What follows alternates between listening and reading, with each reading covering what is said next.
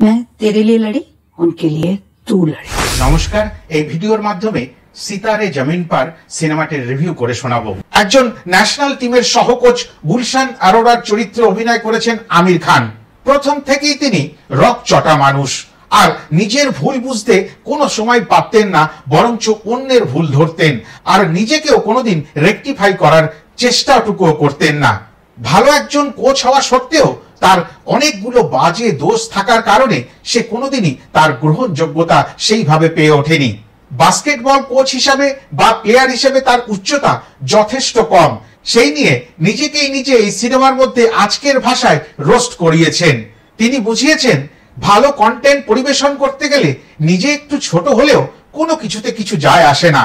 এই রকচটা মানুষটা অনেকগুলো ভুল করে ফেলে, তার মধ্যে সব থেকে বড় ভুল দুটি হচ্ছে, এক, কোচের গায়ে হাত তোলা, আর রাস্তায় ড্রিঙ্ক করে গাড়ি চালানো, আর উল্টে পুলিশকেই দোষারোপ করা।